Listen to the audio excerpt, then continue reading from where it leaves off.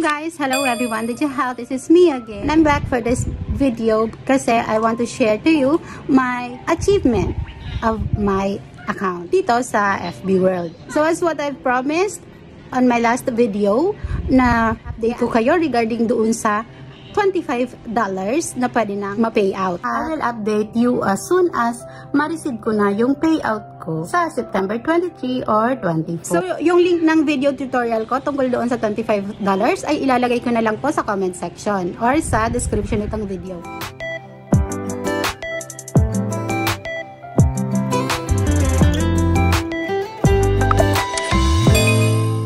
So now, I will confirm na totoo po talaga na mape-payout na yung $25.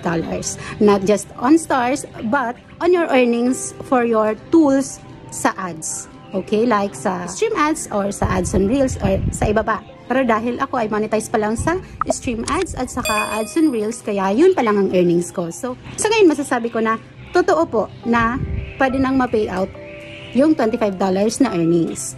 Okay? But sad to say na na-confirm ko din na hindi pala sa lahat ng account ay merong ganong option na $25. Kasi the other day, sinabi ko sa friend ko na i-update niya rin yung payout method niya para ba makasahod din agad. So, sabi niya, wala pala siyang ganong option. Meron lang sa kanyang option is yung link sa PayPal at saka yung sa $100 na sa bank account niya. So guys, I will suggest na i-check nyo din po yung inyong payout method para malaman nyo kung meron ba doon na option for $25. Mahirap din kasing ipunin yung $100. Kahit pa paano, para makasahod din naman tayo agad. So kung may option po kayo na ganon, go na po. I'm here to tell you and to confirm na totoo yun. Na nagre-release na sila ng $25 na earnings sa inyong mga tools. So, nung September 21 is nag-appear na sa aking payout na paid na nga yung aking earnings. So, before ko kasi gawin yung $25 na tutorial, ang for payout ko lang talaga is yung $100+. And then, meron pa akong sobra doon, which is less than $100. Yung earnings ko naman yun sa stream ads at saka sa ads and reels.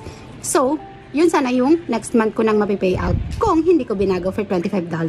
And then pala, nung nakaraang araw is na-receive ko na rin yung email ng remittance ni Meta. Kaya, sure na ako na makakasahod na ako. So, i-share ko na rin sa inyo. Magkano ba yung sinahod ko? Naka 5 digits naman po ako. Okay? Naka 5 digits ako. Kaya, tuwan-tuwa naman ako kahit tingnan niya, puro na ako eyebag. Kahit masama na yung tingin sa akin ng asawa ko sa kakapuyat ko, sa kaka-engage, sa kaka-VCR. So, puyat po ano. At saka dahil nga admin din ako ng GC. Yung nakalagay doon is estimated to be paid on September 23.